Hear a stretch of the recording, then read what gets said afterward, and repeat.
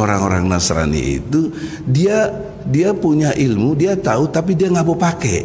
Dia seperti babi gayanya itu, seruduk-seruduk saja. Makanya gerakan mereka kristenisasi dan lain sebagainya gencar. Mengerikan, Bu. Kalau kita dulu klaim 99% rakyat Indonesia Muslim, sekarang nggak bisa. Catatan terakhir yang saya mengerti 85%. Berarti sudah degradasinya turun banget gitu loh. 14% kita sudah turun. Tergerus umat kita, berpindah. Ya, saudara, sudah mendengarkan pernyataan daripada Dr. Egy Sujana, seorang sarjana Islam, yang menyatakan keprihatinan atau kekhawatirannya bahwa jumlah orang Islam di Indonesia ini sudah tergerus. Kalau dulu kita mengklaim bahwa jumlah orang Islam di Indonesia itu adalah 99%, maka sekarang sudah tergerus 14%. Sekarang hanya tinggal 85%, kata Dr. Egy Sujana, saudara. Dan oleh karenanya Egy Sujana ini sangat khawatir dan bahkan menuduh orang Kristen itu sebagai seradak seruduk kristenisasi, katanya. Dan dalam tanggapan saya ini, saya tidak tertarik untuk menanggapi masalah seradak seruduk seperti babi, saudara. Tetapi saya ingin memberikan catatan khusus terhadap klaim daripada Dr. Egy Sujana ini bahwa dulu pernah jumlah orang Islam di Indonesia itu adalah 99%. Nah, saya pikir-pikir ini tidak rasional, saudara. Mana pernah jumlah orang Islam di Indonesia ini mencapai 99%. Katakanlah beberapa puluh tahun yang lalu, ya. Ketika jumlah penduduk Indonesia masih sekitar 200 juta, ya, atau katakanlah 150 juta, ya. Ketika berjumlah 150 juta, kalau jumlah orang Islam itu 99%, berarti hanya 1% saja jumlah yang non-Islam. Itu berarti campuran orang Kristen, Hindu, Buddha, Konghucu, aliran kepercayaan, dan ya, yang semacam itu. Jadi hanya berjumlah 1%. Bayangkan 1% dari 150 juta itu berapa? Hanya 1,5 juta. Masakan jumlah orang Kristen dan agama-agama lain hanya 1,5 juta pada masa-masa itu. Saya tidak percaya, saudara, ya. Saya tidak percaya. Kalau misalnya ketika jumlah penduduk Indonesia 200 juta, berarti 1%-nya itu yang Kristen, Hindu, Buddha, dan lain sebagainya, itu hanya 2 juta. Ini tidak masuk akal, saudara, ya. Jadi saya tidak percaya kalau Islam di Indonesia ini pernah mencapai 99%. Itu tidak pernah terjadi, saudara. Kalau 90% itu masih rasional. Atau mungkin lebih sedikit, ya. Itu masih rasional, saudara. Ya, itu catatan saya yang pertama, ya. Jadi apa yang dinyatakan oleh Dr. Egy Sujana ini sesuatu yang tidak rasional, ya. Kalau menyatakan bahwa pernah terjadi Islam di Indonesia ini 99%. Saya berani katakan itu tidak pernah terjadi. Karena itu tidak masuk akal itu, ya. Lalu klaimnya bahwa sudah terjadi degradasi atau penurunan 14%, sehingga jumlah orang Islam sekarang hanya 85%. Nah, kalau betul apa yang dinyatakan ini, saudara, maka yang non-Islam itu berarti 15%. Ya, yang non-Islam berarti 15%.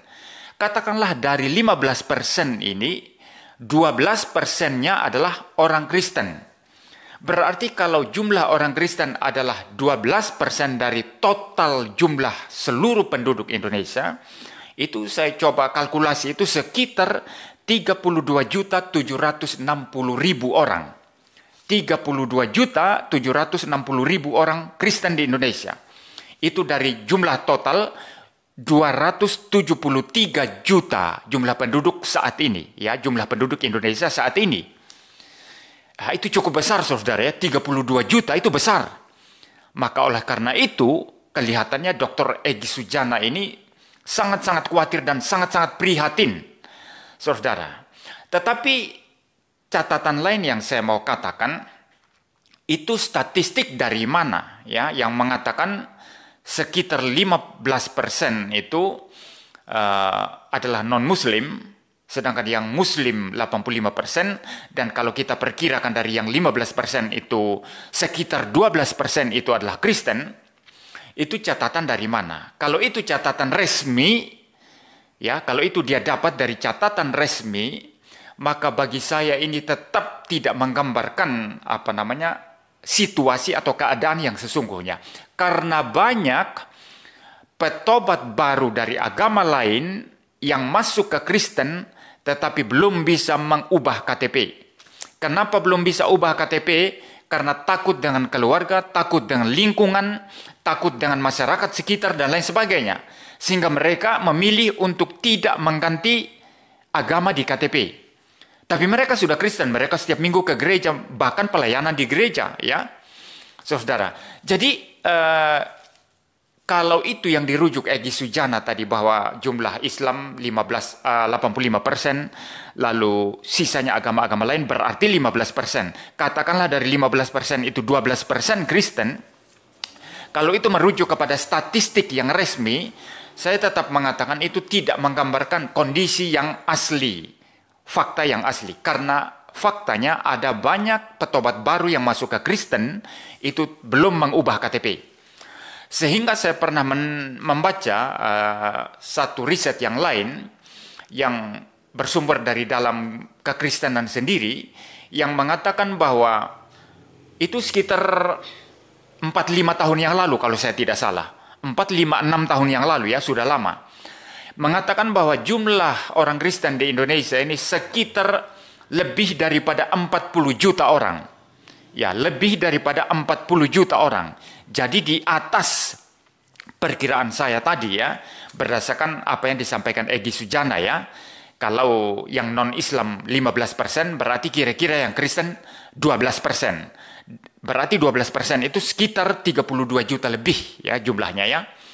Tapi riset ya intern Kristen yang saya baca beberapa tahun yang lalu itu katanya lebih dari 40 juta. Ya bisa jadi saudara, kita tidak tahu mana yang benar ya, karena faktanya di lapangan sebetulnya sangat sulit untuk dipetakan dengan jelas ya. Jadi itu catatan saya saudara. Dan yang terakhir sekali, bagi Kristen ya, bagi orang Kristen, apakah statistik semacam ini sangat penting sekali? Saya kira bagi orang Kristen bukan sesuatu yang mutlak penting sekali. Jadi Dr. Egy Sujana sangat-sangat khawatir ya, Kristen naik terus, Islam tergerus. Tetapi apa bagi orang Kristen itu sangat-sangat penting sekali bagi iman Kristen. Saya kira kita belajar dari Alkitab ya, khusus bagi orang Kristen, masalah statistik itu sesuatu yang tidak dibanggakan dalam Alkitab. Ya, masalah statistik itu tidak dibanggakan sama sekali dalam Alkitab. Yesus Kristus, Tuhan dan Juru Selamatnya orang Kristen, bahkan berkata, ikutlah jalan yang sempit dan lurus, dan sedikit orang yang mendapati jalan yang sempit dan lurus itu. Lebih banyak orang mendapatkan atau mendapati jalan yang lebar dan luas, tetapi menuju kepada kebinasaan. Ini saya parafrasekan ya, saudara ya. Jadi Kristen itu tidak pernah bangga dengan statistik yang besar ya. Di dalam zaman perjanjian lama Israel, yang setia kepada Tuhan sungguh-sungguh itu bahkan dari kalangan Israel sendiri, itu dalam jumlah juga minoritas. Minoritas saudara. Gereja perjanjian baru ketika pertama kali berdiri, minoritas. Dalam perkembangan sejarahnya, seorang kaisar Romawi yang namanya Konstantinus, itu kemudian menjadi Kristen ya. Bahkan sebelum dia menjadi Kristen, itu dia memberikan izin atau memberikan satu kebijakan bahwa Kristen diterima secara resmi sebagai agama di dalam kekaisaran Romawi. Kristen menjadi besar sekali. Ya, secara mayoritas pengaruh, tapi secara kerohanian enggak tentu saudara. Secara kerohanian, secara teologi, secara bagaimana dia mempunyai hati Kristen yang sungguh-sungguh mengikuti teladan Tuhan Yesus Kristus. Enggak tentu saudara. Justru kadang-kadang ya saya sendiri melihat ketika Kristen itu mayoritas, maka imannya, pengetahuan teologinya, pengetahuan firman-nya itu merosot. Jadi Kristen bukanlah agama yang membanggakan statistik. Ya, saya sendiri tidak membanggakan statistik. Puji Tuhan kalau semakin banyak orang percaya Tuhan Yesus dan iman mereka semakin bagus. Itu puji Tuhan. Tetapi fakta yang kelihatan sering yang terjadi sebaliknya. Semakin banyak orang Kristen di satu tempat, imannya justru semakin merosot. Seperti di Eropa, banyak Kristen tapi iman merosot. Ateisme masuk, ateisme berkuasa. Jadi Kristen itu kita tidak diikat atau tidak dipengaruhi oleh statistik ya. Mari kita terus memberitakan Injil, bukan cara seradak-seruduk seperti babi ya, seperti tuduhan daripada Dr. Egy Sujana, tetapi memberitakan Injil dengan benar, dengan baik ya, dengan penuh cinta kasih, dan biarlah semakin banyak orang boleh percaya kepada Tuhan Yesus. Tetapi tetap orang Kristen tak perlu bergantung kepada statistik ya. Statistik naik, orang Kristen bangga, tapi iman berosot. Untuk apa? Tidak ada guna sama sekali ya. Jadi baik saudara, itu saja catatan dari saya. Jadi silakan saja profesor, atau saya tidak yakin kalau Egy Sujana ini adalah profesor ya. Saya panggil saja doktor ya. Jadi silakan saja Dr. Egy Sujana meneruskan kekhawatirannya, karena bagi Egy Sujana mungkin imannya itu bergantung kepada statistik ya. Kalau kami Kristen, iman kami tidak bergantung kepada statistik. Dan masalah perubahan agama di satu tempat atau negara itu wajar. Turki dulunya itu Kristen kan. Sebelum Kristen kan ada agama-agama asli di sana. Lalu masuk Kristen. Kristen berkuasa di Turki. Kemudian Islam masuk. Islam berkuasa di Turki sampai sekarang. Ya, dan Turki sekarang sudah sebetulnya kecenderungannya sudah liberal. Bisa jadi nanti Turki yang berkuasa itu adalah ateisme, bisa jadi ya. Sama juga di Indonesia ya. Dulu sebelum Hindu Buddha datang, itu agama-agama asli di Indonesia ini. Lalu diganti dengan Hindu Buddha. Lalu datanglah Islam, Hindu Buddha digeser, Islam menjadi besar. Kemudian Kristen masuk. Bisa jadi 50 tahun, 100 tahun ke depan, Indonesia ini adalah mayoritas Kristen. Dan itu wajar, itu sesuatu yang biasa saja ya. Dalam masalah agama atau kepercayaan di dalam satu tempat, daerah atau negara. Jadi khusus bagi orang Kristen tidak usah terlalu sibuk dengan statistik saudara ya. Statistik naik, bangga. Tidak penting itu saudara. Statistik turun, lalu kemudian merasa prihatin sekali seperti Egy Sujana. Tidak perlu. Tugas kita terus memberitakan Injil, terus memberitakan kebenaran dengan tidak kompromi, tetapi penuh dengan cinta kasih. Jangan seradak-seruduk seperti babi, seperti tuduhan daripada Egy Sujana ya. Tapi apakah benar seradak-seruduk seperti babi? Saya tidak mau memberikan tanggapan mengenai hal itu. Tuhan memberkati kita sekalian.